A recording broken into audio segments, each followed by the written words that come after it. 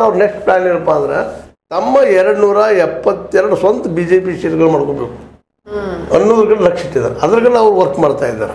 ಹೀಗಾಗಿ ಏನಪ್ಪ ಅಂತಂದ್ರೆ ಇದರಿಂದಾಗಿ ಒಂದೇಳೆ 272 ಈ ರೀತಿಯಾಗಿ ಅಥವಾ ಇನ್ನೊಂದು ಪಾರ್ಟಿ ನೋಡೋದು ಮತ್ತೆ ನೋಡೋದು ಮಾಡಿದರೆ ನಿಶ್ಚಿತವಾಗಿಯೂ ಇದು BJP ಕಂಟಕ ಅವ್ರಲ್ಲಿ ಎರಡು ಮಾತು ಇಲ್ಲ. ಯಾಕಂದ್ರೆ ಮೊದಲಿನ ಹಾಗೆ ಇವತ್ತು ಏನಪ್ಪ ಅಂದ್ರೆ ವಿರೋಧ ಪಕ್ಷಗಳಿಲ್ಲ, ಅಲ್ಲೂ ಅವರೆಲ್ಲ ಬಲಿಷ್ಠ ಆಗಿದ್ದಾರೆ. ಆದ್ರೆ 270 ಮಾಡ್ಕೊಂಡು ನಾವು ಪರ್ಮನೆಂಟ್ ಮಾಡ್ಕೋಬೋದು ಪ್ರಯತ್ನ ಮಾಡ್ತಾ ಇದ್ದಾರೆ. ಆದರೆ ಇದು ಎಷ್ಟು ಮಟ್ಟಿಗೆ ಯಶಸ್ವಿ ಆಗ್ತಾರೆ ಗೊತ್ತಿಲ್ಲ. ಇದೇನು ಇದನ್ನು ಮಾಡಿದ್ರೆ ಇನ್ನಷ್ಟು ವೀಕ್ ಆಗ್ತಾರೆ ಮುಂಬರುವ ಇಲೆಕ್ಷನ್ದಲ್ಲೇ ಅಂತ ಅವ್ರು ಇಷ್ಟೊಳಗೆ ಮಾಡೋರು ಇಲ್ಲಂತಲ್ಲ. ಮುಂದೊಂದು 3 ಎಲೆಕ್ಷನ್ ಅದಾವ ಮಹಾರಾಷ್ಟ್ರದಲ್ಲ, ಮತ್ತೊಂದೇನೋ ಯು ಪಿ ಅಲ್ಲ ಗುಜರಾತ್, ಮತ್ತು ಇನ್ನೊಂದು ಯಾವುದೋ ಬರ್ತದಮ್ಮ ಜಾರ್ಖಂಡನೂ ಇರಬೇಕು ಮೋಸ್ಟ್ಲಿ.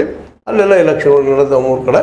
ಅದಕ್ಕೆ ಇಲ್ಲಿ ಹೊಡ್ತಾರೆ ಬೀಳಬಾರ್ದು ಅಂತೇಳಿ ಅವರು ಇವತ್ತೇನೋ ಭಯ ಕೂತ್ಕೊಂಡ್ಬಿಡುತ್ತೆ ಅಲ್ಲಿ ಜನರಿಗೂ ಕೂಡ, ಮತ್ತೆ ಅಲ್ಲಿರುವಂತಹ ಪ್ರಾದೇಶಿಕ ಪಕ್ಷಗಳಿಗೂ ಅಂತೀರಾ? ಹೌದು, ಈಗಾಗಲೇ ಗುಳ್ತದ್ರಿ ಅವ್ರಿಗೆ ಇವು ಹೊಡಿತಾರಪ್ಪ ಇವರು ಎಲ್ಲರಿಗೂ ಭಯ ಅದ.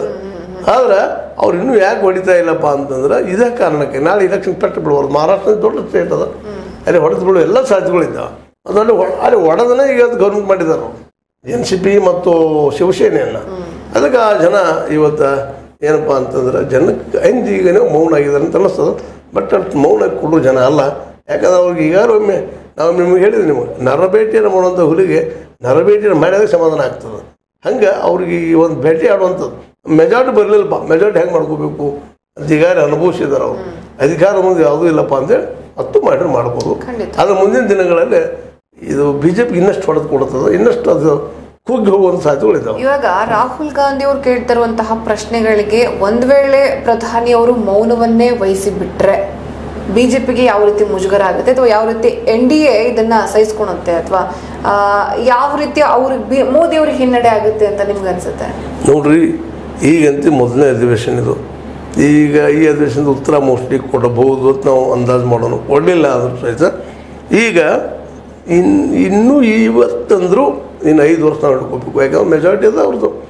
ಎಲ್ಲಿವರೆ ನಾವು ಊಹೆ ಮಾಡ್ತಾ ಹೋಗ್ತಾ ಇದ್ದೀವಿ, ಇವ್ರು ಸಪೋರ್ಟ್ ಹಿಂದೆ ಮಾಡ್ಬೋದು, ಅವ್ರು ಹೆಂಗೆ ಮಾಡ್ಬೋದು ಅಂತೇಳಿ. ಬಟ್ NDA ಒಂದು ಘಟಬಂಧನ ಇಲ್ಲದ ಶಕ್ತಿ ಕೊಡ್ಕೊಂಡು ಹೋದಪ್ಪ ಅಂದ್ರೆ ಇವರ ಪ್ರಧಾನಿಯಾಗಿ ಮುಂದುವರಿದ ಸಾಧ್ಯತೆಗಳಿದ್ದಾವೆ. ಹೀಗಾಗಿ ಸಮೀಪದಲ್ಲಂತೂ ಅವ್ರಿಗೆ ಇಫೆಕ್ಟ್ ಆಗೋದಿಲ್ಲ. ಬಟ್ ಮುಂಬರುವ ದಿನಗಳಲ್ಲಿ ಏನಾಗ್ತದಪ್ಪ ಅಂತಂದ್ರೆ ಈ ರಾಜ್ಯ ಇಲೆಕ್ಷನ್ಗಳಿದ್ದಾವಲ್ಲ ಅಲ್ಲಿ ಮಾತ್ರ ಇದು ಇಫೆಕ್ಟ್ ಕೊಡುವಂಥದ್ದು. ಮೌನ ವಹಿಸಿದರೆ ಇದರಲ್ಲಿ ಮೌನಂ ಸಮ್ಮತಿ ಲಕ್ಷಣ, ಇದು ಸರಿ ಇದು ಬಂದಂಗೆ ಆದರೂ ಅವ್ರಿಗೆ ಮೌನ ವಹಿಸ್ಲಿಕ್ಕೆಲ್ಲ ಉತ್ತರ ಕೊಡೋ ಪ್ರಯತ್ನ ಮಾಡ್ತಾರೆ ಅವರು ಇಂದ ನಾಳೆ. ಯಾಕಂದ್ರೆ ಅವ್ರಿಗೂ ಒಳಗೆ ಛಲವಾಗಿದ್ದಾರೆ. ಯಾಕಂದ್ರೆ ಇಲ್ಲಿ ನೋಡ್ರಿ, ನಾವೇನೋ ಹೇಳ್ತಿದ್ವಿ, ಆರ್ಗ್ಯುಮೆಂಟ್ ಮಾಡ್ತಿದ್ವಿ, ಈ ಒಂದು ಎರಡೂ ಪಕ್ಷಗಳಿಗೆ ಅಂದರೆ ನಾಯ್ಡು ಮತ್ತು ನಮ್ಮ ನಿತೀಶ್ ಕುಮಾರ್ ಪಕ್ಷಗಳಿಗೆ ಅವಕಾಶ ಕೊಡ್ತಾರೆ, ಒಂದು 3-4 ಒಳ್ಳೊಳ್ಳೆ ಪೋಸ್ಟ್ ಕೊಡ್ತಾರೆ ತಂದೀವಿ, ಯಾವುದನ್ನೂ ಕೊಡಲಿಲ್ಲ.